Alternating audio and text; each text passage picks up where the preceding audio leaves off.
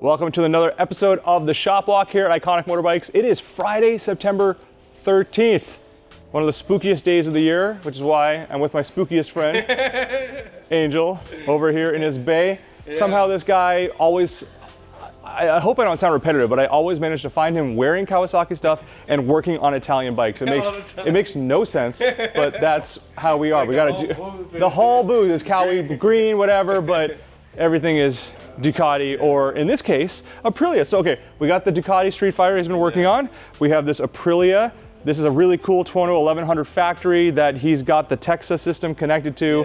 Gonna do some diagnostic work on. By the way, I don't even know whose bike this is. Kudos to this gentleman for one heck of a key tag right there. I like that. And then we've got this. This is a Ducati ST3, the 3-valve touring bike. You know anything about these you want to share with the fine folks at home? All I know is 3-valve, and they're very rare. They are. And people didn't really appreciate them that much. That's why they're rare. Sometimes, sometimes bikes are rare because a company doesn't make many of them. And sometimes a bike is rare because they can't sell many of them. Yeah. This is going to be one of the latter. Not that it's a bad bike or anything like that, but frankly, it's not that great. I mean, like, it's okay. It's I don't know. It's just, buy an ST4S or buy a BMW. Okay. Yeah. Anyway, no, I mean, I will buy this and probably like build a naked bike out of the ST3. You could make a really cool custom out of this for sure. Put some 999 wheels. Put some Owens on it, that kind of thing. There you go. If you subscribe to Angel's, money school, where you buy something for $3,000, spend $10,000 on it, then yeah, that's a great idea. I'm telling you, Iconic Marketplace is where I'm gonna find. Oh, you're gonna find all your parts. Look at them. Yeah. Oh my God, Iconic Moto Market, where you can spend all the money you want on parts that you don't need for your bike. Love it. Good man. All right, we're over here in Yanni's bay over now. This is an interesting bike. This is a Harley Davidson, what do they call it? A Night Rod, there you go. So it's based on the V-Rod, and the V-Rod is probably most famous for having an engine that Harley co-developed with Porsche if you're fancy. But yeah, the automotive company, pinky out for Porsche. I like it, good call.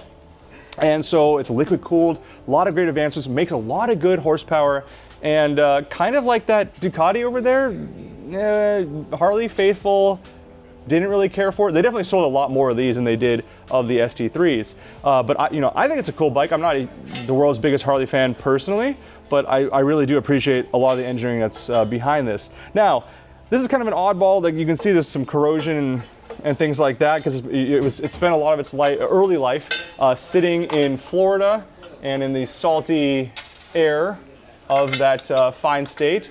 But it's got a cool history. It doesn't have that many miles. Can you power on the ignition, sir? If it's ready to do that? Nope. All right. No worries. It's got very few miles. But the real story here is the original owner of this bike is the actor Dennis Hopper.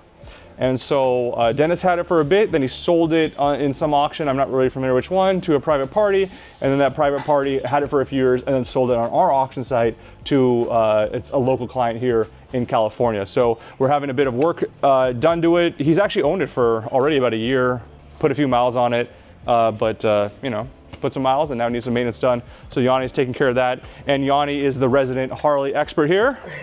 So he likes working on this kind of stuff. I love it. He loves it. There you go. His words, not mine. All right, we're gonna continue on this way. Actually, tell you what, we're gonna skip this. We're gonna come back to it for sure, because that's my favorite bike up on the list right now. But we're gonna go over here to Steve the Professor, who is it fair to say you're suffering a little bit right now? Yeah, a little bit. A little bit. We've got ourselves a Suzuki Gixxer. I can't even tell, is it 750 or 1100? I can't even. 750. 750, thank you, sir. This is a non-US bike, it's an import, and because of that it's got this really cool, very purple heavy paint job that was not officially offered in the US. This is a Japanese market bike, which is why on this radiator cap and some others, no, you're fine, sorry, he's busy working, I'm not trying to get in his way too much, but there's a couple of Japanese signs here and that kind of thing. So 18,000 kilometers on it. No, you know what, I take that back. It's miles. It's miles on the outer ring. So this is not a Japanese bike. This is, I think this came to us from our partners in the UK, so it might be a UK bike. It could be Oh wait, I see. See a little German. I see German. Yeah. You know what? It's a mutt of a bike. It's a mutt. We're gonna do some more research on it. So I apologize for not knowing the exact answer for you. But the point is, the one thing I can tell you with certainty, yeah, this paint job, not something you get in the U.S. So It does say Hamamatsu Japan right here. from a manufacturing standpoint, Yeah. yeah. So I mean, point is, not a U.S. bike. We always love those because they're just cool offerings for people that want to check them out. Mr. Professor, what are you doing right now? I'm just trying to reconnect the front coil for the. Oh, that's right. You mentioned earlier. So you're trying to get. You weren't getting spark. This coil was bad. I was going to Yes. compare it to that one, but it's Got it. not cooperating. All right. So he was not getting spark across all 4 cylinders. However, there's this beautiful thing called the internet where we can get things called parts.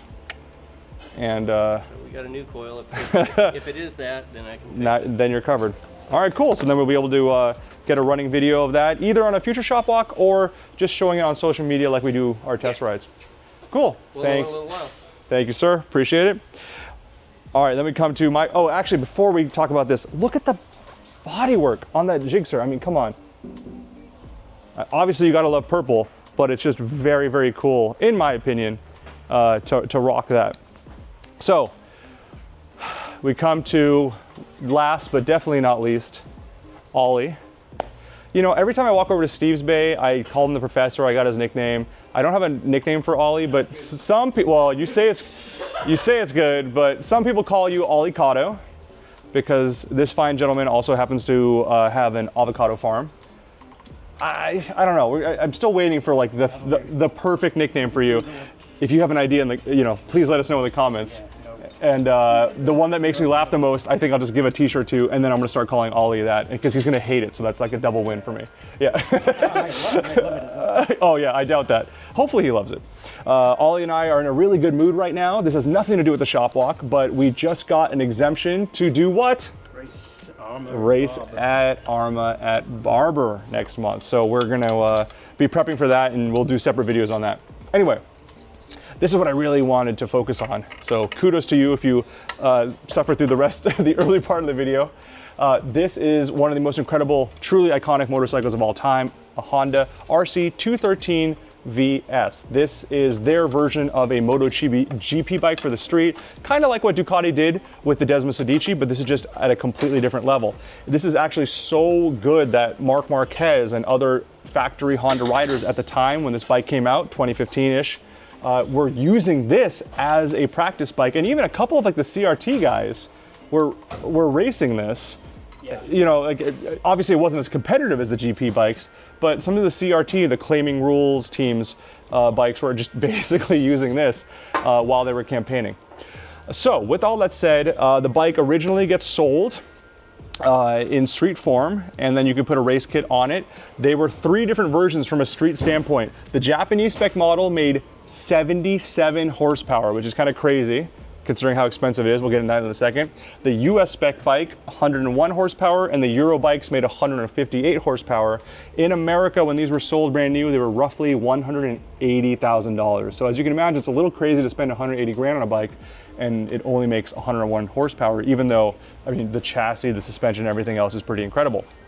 So with that said, and we're gonna kind of walk over this way for a moment, Honda would also sell you a race kit. And the kicker as an American is that they would not sell this in America. You'd have to call a buddy up in Europe to order one. But even then, there's a whole nother story. I think we'll have to do a bike of the day video to really get into details on this. The Fukushima earthquake limited the number of bikes they made, so they kind of scrapped the number of race kits they made. It's a whole thing. I don't want to make this a 30-minute long video. What I do want to just end with here is the race kit is absolutely incredible. This, you know, you could buy this for I want to say it was 10 or 20 grand. Don't quote me on that. But you have this HRC race kit for the bike. And this takes it, whether you had the Euro version at 158 horsepower, whether you had the Japanese version at 77 horsepower, you just slap this kit on it. It no longer is street legal, but it turns it into, you know, well north of 200 horsepower. I think it was like 212 or something like that, maybe even a little bit more. And it sounds absolutely amazing.